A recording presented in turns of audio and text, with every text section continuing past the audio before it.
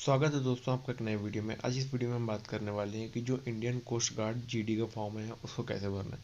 सबसे पहले आप गूगल क्रोम पे आईसीजी सर्च करेंगे इंडियन कोस्ट गार्ड। जैसे उसको सर्च करेंगे तो आपके सामने जो पहला लिंक आएगा इंडियन कोस्ट गार्ड का ऑफिशियल वेबसाइट, आप उसको ओपन करेंगे।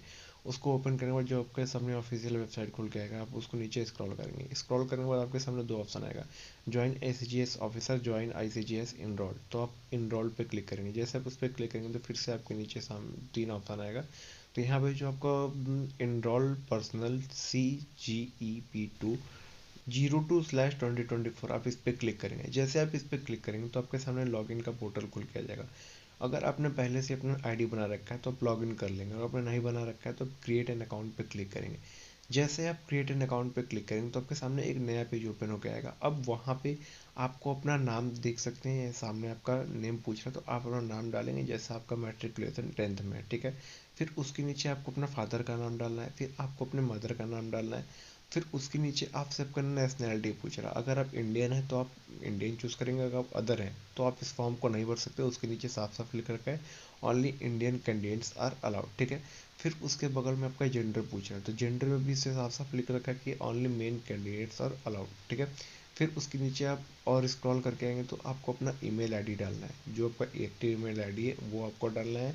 फिर आपको अपना ईमेल आईडी कंफर्म करना है। जो भी आपका एक्टिव ईमेल आईडी है आप उसको कंफर्म करेंगे। कंफर्म करने के बाद फिर आप स्क्रॉल करके और नीचे आएंगे। फिर वहाँ पे आपसे आपका मोबाइल नंबर मांग रहा है, तो जो भी आपका मोबाइल नंबर है, एक्टिव मोबाइल नंबर है, आप उसको डालेंगे, ठीक है। वह डालने के बाद फिर आप उनको वैलिडेट ओटीपी जनरेट ओटीपी पे क्लिक करेंगे। जैसे आप जनरेट ओटीपी पे क्लिक करेंगे तो आपके सामने मोबाइल और ईमेल दोनों पे ओटीपी आएगा। उस ओटीपी को फिल करेंगे। फिल करने के बाद मोबाइल वाले सेक्शन में मोबाइल का ओटीपी, ईमेल वाले सेक्शन पे ईमेल का ओटीपी भरेंगे। उसके बाद आपसे पूछ रहा है कि आपको इंडियन कोस्ट गार्ड के बारे में कहाँ से पता चला है। तो आपको जहाँ से भी पता चला उस चीज़ को सेलेक्ट कर लेंगे। जैसे आपको मान लीजिए न्यूज़ पेपर्स पता चला, न्यूज़ पेपर सेलेक्ट करेंगे। जो भी चीज़ आपको पता चला आप उसको सेलेक्ट करने के बाद नीचे आप सबमिट पे क्लिक कर देंगे। जैसे आप नीचे सबमिट पे क्लिक करेंगे तो आपके सामने एक नया पॉपअप होकर मैसेज आएगा कि आपने सक्सेसफुली साइन अप कर लिया है और जो आपका पासवर्ड है वो आपके ईमेल पे और आपके मोबाइल पे भेजा जा चुका है। तो वहाँ से आप अपना पासवर्ड देख के फिर आप लॉगिन कर सकते हैं। तो वहाँ से आप अपने जब पासवर्ड देखेंगे तो फिर आप अपना यहाँ पे ईमेल डालेंगे। ईमेल डालने के बाद नीचे जो आपका पासवर्ड है अटपटा सा आप वो डालेंगे। डालने के बाद फिर नीचे कैप्चा दे रखा है, वो उस कैप्चा को फिल करेंगे। फिल करने के बाद ये जो नीचे लॉगिन दे रखा है आप इस लॉगिन पे क्लिक करेंगे। जैसे ही आप लॉगिन पे क्लिक करेंगे तो आपको ये बोलेगा कि नया पासवर्ड क्रिएट करना है। तो आपको नया पासवर्ड क्रिएट करना होगा। याद रखिएगा जो आपका पासवर्ड होना चाहिए उसमें एक अपर कैरेक्टर होना चाहिए, एक लोअर केस होना चाहिए, ठीक है। और आपका एक न्यूमेरिक होना चाहिए और एक आपका स्पेशल कैरेक्टर होना चाहिए। तो मिनिमम ये चार चीज़ होनी चाहिए। प्लस आपका जो पासवर्ड होना चाहिए वो 8 से 13 कैरेक्टर का होना चाहिए, ठीक है। तो ये सब जब पासवर्ड सेट करने के बाद नीचे आप जब कैप्चा फिल करेंगे, फिल करने के बाद जब आप कंटिन्यू पे क्लिक करेंगे तो आपका पासवर्ड रिसीट हो जाएगा और आपको ये लॉगिन करके आपको ये डैशबोर्ड पे आपके लेके चला जाएगा। उसके बाद वहाँ पे जो सारा इंस्ट्रक्शन दे रखा है आप उसको पढ़ लेंगे और फिर स्क्रॉल करके नीचे आएंगे तो आप हिंदी में जो दे रखा है आप उसको पढ़ लेंगे। पढ़ने के बाद अब ये जो नीचे दे रखा है I have downloaded and read all the instructions, ठीक है, आप उस पर क्लिक करेंगे। क्लिक करने के बाद नीचे जो आपको एग्री वाला बटन है आप उस पर क्लिक करेंगे। क्लिक करने के बाद आप अपने डैशबोर्ड पे पहुंच जाएंगे। यहाँ पे आप सबसे पहले लेफ्ट में देख सकते हैं जो आपका डैशबोर्ड है, वहाँ पे आप लेफ्ट में देख सकते हैं फिर एप्लीकेशन फॉर्म लिखा है। फिर आप स्क्रॉल कर नीचे आएंगे तो आपको इंस्ट्रक्शन मिलेगा। फिर पर्सनल इन्फॉर्मेशन, फिर post selection, qualification details, communication details, additional details, photo and signature, ये सब सारा आप यहाँ पे देख सकते हैं। फिर आप नीचे सिटी सिलेक्शन मतलब आपका एग्जामिनेशन सेंटर जो आपका है सब आप यहाँ पे देख सकते हैं। सब कुछ यहाँ पे उसमें दे रखा है। फिर आप जब और नीचे आएंगे तो आपको उसके बाद का जो स्टेप क्या है सारे स्टेप आपको उसके बगल में लेफ्ट साइड में सारा दे रखा है। आप उसको देख के अच्छे से कर सकते हैं। करने के बाद फिर आप वहाँ पे जो राइट वाला साइड है जो आपका डैशबोर्ड है वहाँ पे आप देख सकते हैं कि सबसे पहले आपका नाम लिख रखा है, ठीक है। आप जो है अपने नाम अपने रजिस्ट्रेशन पोर्टल में डाला था करते समय। फिर आपके अपने फादर का नाम दे रखा है, फिर मदर का नाम दे रखा है। फिर नीचे आपका ईमेल आईडी दे रखा है। फिर आपका सेकेंडरी ईमेल आईडी अगर आपके पास है तो आप लगा सकते हैं, नहीं है तो कोई बात नहीं। फिर आपका नेशनलिटी दे रखा है। फिर आपका जेंडर दे रखा है। फिर आपका जो मोबाइल नंबर है वो दे रखा है। अगर फिर आपका कोई अल्टरनेट मोबाइल नंबर है तो आप लगा सकते हैं, नहीं तो कोई बात नहीं। फिर आपका मैरिड और इनमैरिड अगर आप जो हैं आप उसको सेलेक्ट कर लेंगे। उसके बाद आपसे आपका आधार कार्ड डिटेल फिल करने के लिए बोला, तो आपसे पूछ रहा है कि आपके पास आधार कार्ड है कि नहीं। अगर आपके पास आधार कार्ड है तो आप यस पे क्लिक करेंगे। जैसे आप यस पे क्लिक करेंगे तो नीचे आपसे टिक करने के लिए बोल रहा है कि जो आपका आधार कार्ड है वो ICGA जो वो ऑथेंटिकेशन के लिए यूज करेगा। आप चाहते हैं कि वो ऑथेंटिकेशन के लिए यूज करे तो आप उस बॉक्स में टिक कर देंगे। इसने उसमें साफ साफ लिख रखा है कि वो ऑथेंटिकेशन के अलावा किसी और चीज़ के लिए यूज नहीं करेगा। फिर आपको अपना आईडी कार्ड नंबर देना है। फिर आपको अपना आईडी कार्ड नंबर कंफर्म करना है।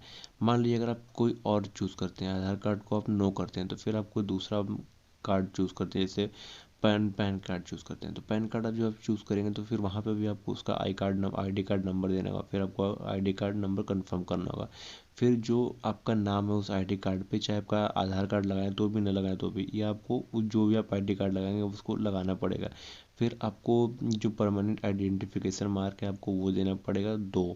फिर आपको जो कैंडिडेट कैटेगरी है, मान लीजिए अगर आप एससी हैं, एसटी हैं, जनरल है, ओबीसी हैं, जो भी हैं, तो आपको यहाँ पे चूज़ करना पड़ेगा। ठीक है, अगर आप ओबीसी चूज़ करते हैं तो ये साफ साफ बोलेगा कि जो आपका ओबीसी सर्टिफिकेट होना चाहिए वो अप टू 28 फरवरी 2025 तक वैलिड होना चाहिए। मतलब कि कम अधिक से अधिक उस समय तक तो ये आपका वैलिड होना ही चाहिए। फिर अगर आप मान लीजिए आप ईडब्ल्यूएस सेलेक्ट करते हैं तो उसमें भी साफ साफ बोल रखा है कि जो आपका ईडब्ल्यूएस है वो 28 फरवरी 2025 तक वैलिड होना चाहिए। लेकिन आप लोग को तो पता है कि ईडब्ल्यूएस 1 साल के लिए वैलिड होता है, तो आपको 1 अप्रैल को फिर से बनाना पड़ेगा। फिर एससी एसटी जो लगे हैं उनके लिए साफ साफ बोल रखा है कि जो उनका सर्टिफिकेट होना चाहिए वो अप्लीकेशन के लास्ट डेट तक उनका बना हुआ चाहिए। उसी तरह आप एसटी का भी देख सकते हैं कि जो उनका सर्टिफिकेट है वो अप्लीकेशन लास्ट डेट तक बना होना चाहिए। फिर आपका जो सर्टिफिकेट उसका इशू ऑफ का डेट, ठीक है, फिर कैटेगरी, फिर इशू सर्टिफिकेट की वैलिडिटी कब तक है। मान लीजिए अगर आप का हमेशा तक ले ऑलवेज वैलिड है, अगर नहीं है तो फिर अगर वैलिडिटी जब तक के लिए आप उस डेट को मेंशन करेंगे। ठीक है, और आपका हमेशा के लिए तो आप हमेशा के लिए टिक करेंगे। फिर आपका नीचे आप अपना डेट ऑफ बर्थ भरेंगे, तो जो भी आपका डेट ऑफ बर्थ है उस डेट ऑफ बर्थ को फिल करेंगे।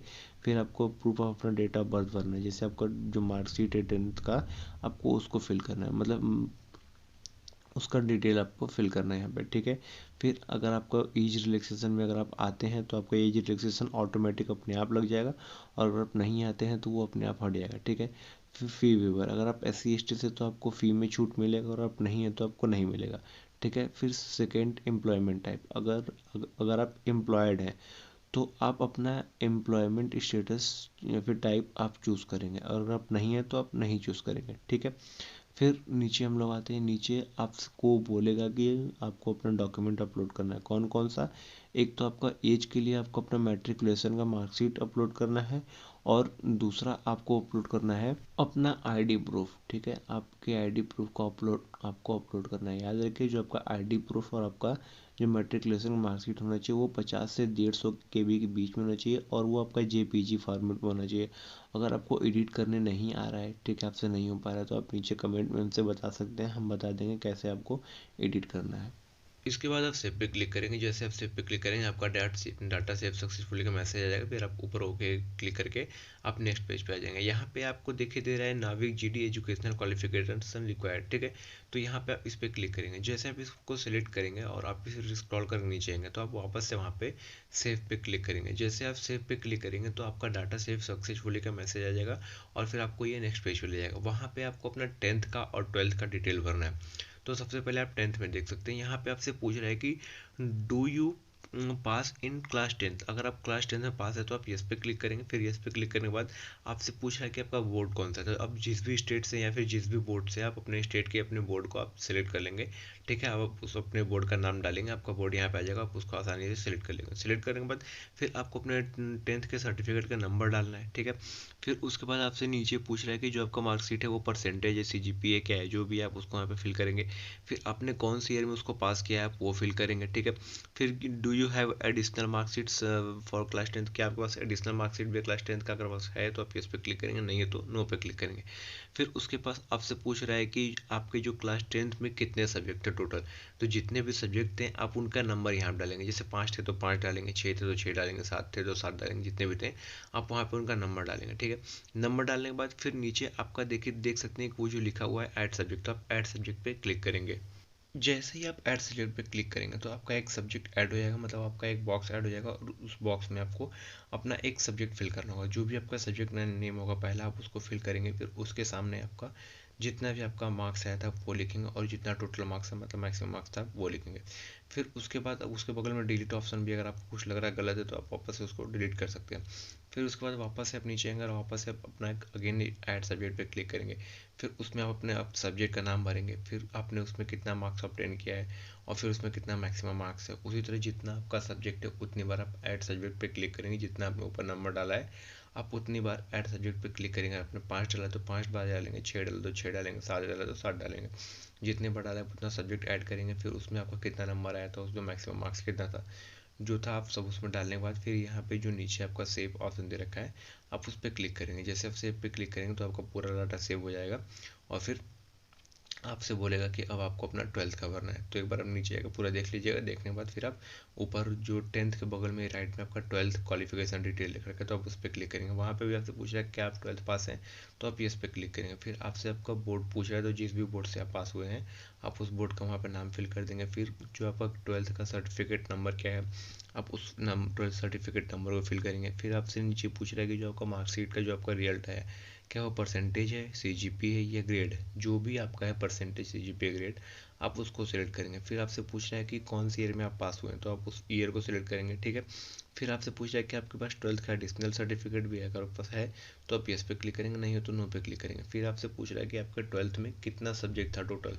तो जितना था 5 था, 6 था, 7 था, 8 था, 3 था, 4 था, 5 था, जितना भी था आप वहाँ पे उस नंबर को फिल करेंगे। नंबर फिल करने के बाद फिर आप नीचे आएंगे। नीचे आप देख सकते हैं कि आपके 12th में फिजिक्स और मैथमेटिक्स होना कंपलसरी है। तो ये दो सब्जेक्ट वापस से उसने अपने से ही लिख रखा है। बाकी और जो सब्जेक्ट्स हैं उनको आपको ऐड सब्जेक्ट करके आपको ऐड करना पड़ेगा। तो जैसे मान लीजिए फिजिक्स मैथ है तो आप उसका नंबर भरेंगे, आपको जो नंबर मिला था वो, फिर आपका मैक्सिमम नंबर कितना था वो। ठीक है। फिर आपका मान लीजिए आपका इंग्लिश है तो आप इंग्लिश के लिए ऐड सब्जेक्ट पे क्लिक करेंगे। इसके बाद अगर आपका केमिस्ट्री है या फिर कंप्यूटर है जो भी है तो आप उसके लिए फिर से आप ऐड सब्जेक्ट पे क्लिक करेंगे। फिर उसमें आपका मार्क्स कितना आया था, टोटल मार्क्स कितना था, उसका मतलब मैक्सिमम मार्क्स कितना था। इसी तरह जितना सब्जेक्ट था आप उतनी बार आप ऐड सब्जेक्ट पे क्लिक करेंगे। क्लिक करने के बाद फिर आप स्क्रॉल करके नीचे आएंगे। नीचे आने के बाद आप सेव पे क्लिक करेंगे। जैसे ही सेव पे क्लिक करेंगे तो आपका डाटा जो है वो सेव सक्सेसफुली का मैसेज आ जाएगा और फिर आपको वो अगले स्टेप पर भेज देगा। अगले स्टेप में आपको अपना परमानेंट एड्रेस भरना है। तो यहाँ पे आप देख सकते हैं आपको परमानेंट एड्रेस पूछ रहा है। सबसे पहले अपना होम या फिर मकान नंबर जो भी आप वो भरेंगे, फिर अपना लैंडमार्क भरेंगे, फिर phone number with area code है तो आप भर सकते हैं, नहीं है तो छोड़ सकते हैं। कंट्री ऑटोमेटिकली ले चुका है। स्टेट ड्यूटी आप अपना भरेंगे। ठीक है। फिर अपना डिस्ट्रिक्ट भरेंगे, सब डिस्ट्रिक्ट भरेंगे, फिर अपना पिन कोड भरेंगे और अपना पोस्ट ऑफिस भरेंगे, जो भी आपको पोस्ट ऑफिस हो। फिर स्क्रॉल करके नीचे आएंगे। नीचे आपसे पूछ रहा है कि अगर आपको परमानेंट एड्रेस और टेम्प्रेरी एड्रेस सेम है तो आप ये जो बॉक्स है आप इस पर टिक कर देंगे, नहीं है तो फिर आपका जो टेम्प्रेरी एड्रेस है उसको फिल करेंगे। फिर नीचे अब यहाँ पे देख सकते हैं आपका डोमिसाइल स्टेट पूछ रहा है, डोमिसाइल डिस्ट्रिक्ट पूछ रहा है, फिर डोमिसाइल सर्टिफिकेट मतलब सर्टिफिकेट नंबर मतलब निवास प्रमाण पत्र आपसे पूछ रहा है। उसके बाद पूरा डिटेल, फिर वो कब इशू हुआ है आप वो पूछ रहा है और उसको जो आपका निवास प्रमाण पत्र है आप उसको यहाँ पे अपलोड करेंगे जेपीजी फॉर्मेट में। ठीक है।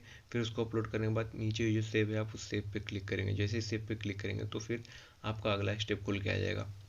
अगले स्टेप में आपसे नॉर्मल से जानकारी पूछ रहे हैं, जैसे कि आप कभी मतलब इंडियन आर्मी में सर्व किए हैं, अगर किए हैं तो यस करेंगे, नहीं किए हैं तो नो करेंगे। उसके बाद फिर आपसे पूछ रहा है कि नेम ऑफ ऑर्गेनाइजेशन, अगर आपने किया है तो आप अपने ऑर्गेनाइजेशन नाम बताएंगे, नहीं किया है तो छोड़ देंगे। फिर आपसे नीचे पूछ रहा है कि क्या आपके ऊपर कोई क्रिमिनल प्रोसीडिंग चल रहा है, अगर चल रहा है तो यस करेंगे, नहीं चल रहा है तो नो करेंगे। फिर उसके नीचे सारा क्रिमिनल रिलेटेड है तो जो कुछ भी है, अगर आपका क्रिमिनल से रिलेटेड कुछ भी आपके ऊपर कोई भी केस चल रहा है तो आप यस कर देंगे, अगर नहीं कर रहा है तो आप उसको पढ़ेंगे, पढ़ने के बाद आप नो कर देंगे। ठीक है। इसी तरह जो नीचे वाला भी देख सकते हैं कि आपसे पूछ रहा है हैज़ एनी वारंट और समन्स, आपके लिए कोई भी वारंट या समन अभी तक जारी हुआ है तो आप यस करेंगे, नहीं हुआ है तो नो करेंगे।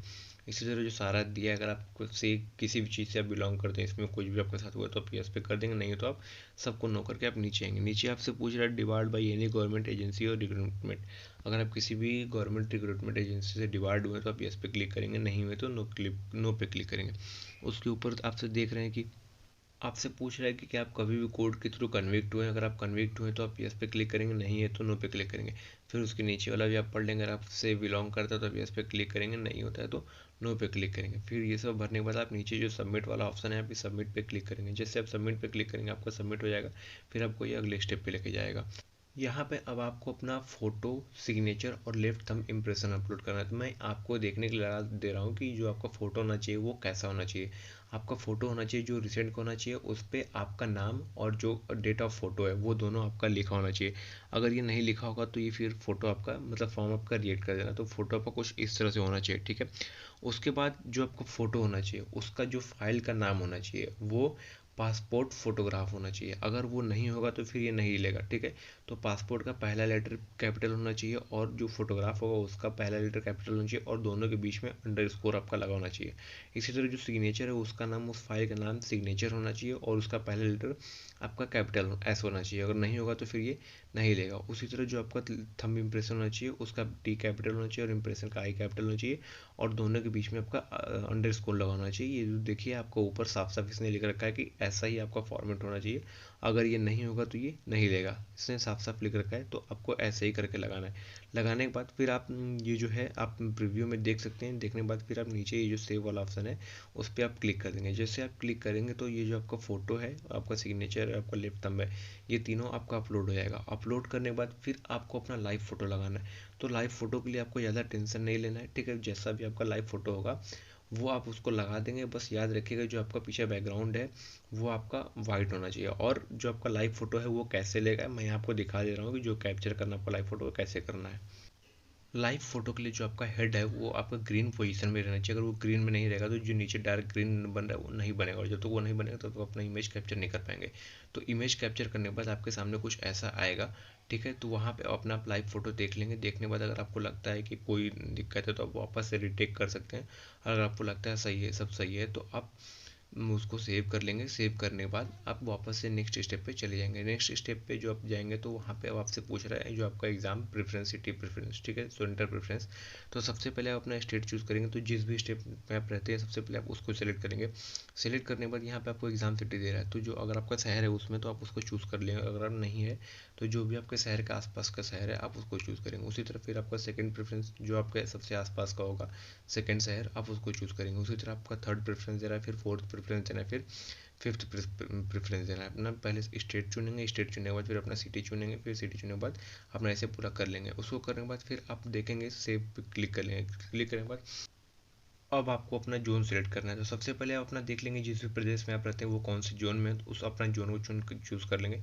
चूज़ करने के बाद फिर आपको देखना है कि अब इसमें आपको कौन सा जोन बच रहा है। अगर आप दूसरा, अगर आपके शहर में कोई मतलब जोन में कोई दूसरा शहर है तो आप उसको चुन सकते हैं, और नहीं है तो फिर आपको देखना है कि कौन सा जोन ऐसा है जो आपके लिए कन्वीनियंट हो। जैसे हम यहाँ पे अगर वेस्ट जोन चुनते हैं तो वेस्ट जोन में आपको यहाँ पे 3 कोस्टल एरियाज जो हैं वो आपको मिल जाएंगे। जैसे जो आपका कोची है, गोवा है और मैंगलोर है, ये तीनों आपको जो वेस्ट में जो कोस्टल एरियाज है वहाँ पे आपको मिल जाएंगे। तो जो भी आपको सेलेक्ट करना है आप उसमें कर सकते हैं। इसी तरह आप दोबारा उसको कर सकते हैं, तिबारा उसको कर सकते हैं, जितना जोन उसमें आप सेलेक्ट कर सकते हैं। लेकिन आप मैक्सिमम 5 जोन ही सेलेक्ट कर सकते हैं। तो जो आप अपना जोन चूज़ करिएगा वो आप आराम से देख के और पूरा अच्छे से सर्च करके चूज़ करिएगा कि आपके लिए कौन सा जोन कन्वीनियंट पड़ेगा और कौन सा नहीं, ठीक है। इसको जब सारा चुनने के बाद फिर हम लोग नीचे जो सेव का आपको ऑप्शन दे रखा है हम लोग उस सेव पे क्लिक करेंगे। जैसे उस पर क्लिक करेंगे तो जो हमारा सेव है वो जो हमारा डाटा है वो सेव हो जाएगा और फिर हम लोग नेक्स्ट पेज पे चले जाएंगे। ये जो नेक्स्ट पेज है यहाँ पे मेरा सारा प्रीव्यू आप देख सकते हैं, ठीक है। अगर आपको देखना चाहते हैं तो सॉल्व पे क्लिक कर देंगे, नहीं देखना चाहते तो फिर आप स्क्रॉल करके नीचे चले जाएंगे, ठीक है। जैसे आप स्क्रॉल करके नीचे चले जाएंगे तो आपका सारा डाटा सारा आपके सामने रहेगा, आप देख सकते हैं। अगर आपको कुछ भी एडिट करना है तो उसके ऊपर एडिट लिखा होगा, आप उस पर एडिट क्लिक करके एडिट कर सकते हैं। फिर जब हम लोग स्क्रॉल करके नीचे आएंगे तो अब आपको यहाँ पे अपना प्लेस भरना है। तो यहाँ पे अपना प्लेस भरेंगे। प्लेस भरने के बाद मतलब जो आपका सिटी है आप वो भरेंगे। उसको भरने के बाद फिर नीचे जो सारा आपका डिक्लेरेशन दे रखा है ये सारे डिक्लेरेशंस पे आप टिक करेंगे। तो जितने ढेर सारे डिक्लेरेशन दे रखे हैं सारे डिक्लेरेशंस पे आप पढ़ेंगे तो भी कोई दिक्कत नहीं है, नहीं पढ़ेंगे तो भी कोई दिक्कत नहीं है। अब इन सब पर टिक करेंगे। टिक करने के बाद फिर आप प्रिंट प्रीव्यू पे क्लिक करेंगे। जैसे प्रिंट प्रीव्यू पे क्लिक करेंगे तो आपके सामने प्रिंट का ऑप्शन आएगा, अपना फॉर्म प्रिंट कर सकते हैं। उसको करने के बाद फिर आप नीचे आएंगे और फिर ये जो सारा आपका डिक्लेरेशन दे रखा है आप इसको फिल करेंगे।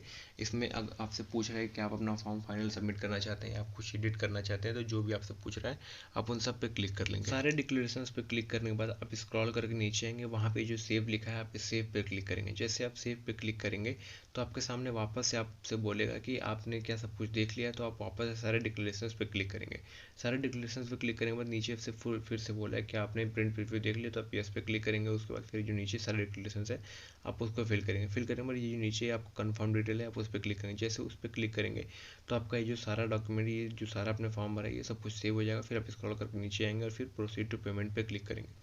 जैसे इस पर क्लिक करेंगे तो आपको ये पेमेंट पेज पे लेके चला जाएगा। अब यहाँ पे आप नीचे स्क्रॉल करके आएंगे और स्क्रॉल करने से पहले आप सारा डिटेल पढ़ लीजिए जो भी ये बोल रहा है। बोलने के बाद आप नीचे स्क्रॉल करके आएंगे, यहाँ पे आपको 2 पेमेंट का गेटवे दे रहा है, payment gateway 1, payment gateway 2। Payment gateway 2 में आपको सारा सेम है, बस इसमें आपका एक नया चीज़ ऐड हो रहा है जो कि आपका यूपीआई है। तो आप अगर आप यूपीआई के थ्रू करना चाह रहे हैं तो आप पेमेंट गेटवे 2 पे आप सेलेक्ट करेंगे। सेलेक्ट करने के बाद ये जो नीचे पे का ऑप्शन आ रहा है, आप उसको पे क्लिक करेंगे। जैसे आप पे क्लिक करेंगे तो आपका फिर से आपका नेक्स्ट पेमेंट पेज पे चला जाएगा, जहाँ पे आपको बोलेगा थोड़ी देर वेट करने के लिए। वेट करने के बाद फिर आपको ये अगले पेमेंट पेज पे लेके जाएगा, जहाँ पे आपको पेमेंट करना है। तो वहाँ पे आपको 3 ऑप्शन देगा, या तो आपने किसी कार्ड के थ्रू पेमेंट कर सकते हैं, या फिर आप नेट बैंकिंग के थ्रू कर सकते हैं, या फिर आप यूपीआई के थ्रू कर सकते हैं। तो जिसके थ्रू भी आप करना चाहते हैं आप वहाँ पे उसको सिलेक्ट करके कर सकते हैं।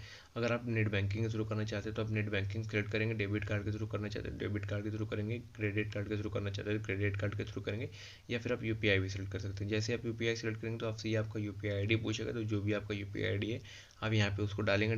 डालने के बाद नीचे आपका वेरीफाई यूपीआई है, वीपी है, आप उसको सेलेक्ट करने के बाद नीचे आप मेक पेमेंट पे क्लिक कर देंगे। जैसे आप मेक पेमेंट पे क्लिक करेंगे तो आपका ये उस यूपीआई आईडी जो जिस भी आपका यूपीआई आईडी है आपको वहाँ पे लेके जाएगा, और आपको वहाँ पे कंफर्म करेंगे तो आपका पेमेंट हो जाएगा। तो आशा करते हैं ये वीडियो आपके लिए हेल्पफुल रहेगी। प्लीज़ इस वीडियो को लाइक करें, चैनल को सब्सक्राइब करें, और अगर आपको कोई भी दिक्कत आता है फॉर्म भरने में तो आप नीचे कमेंट करके पूछ सकते हैं, मैं आपका ज़रूर हेल्प करूँगा। Thank you so much.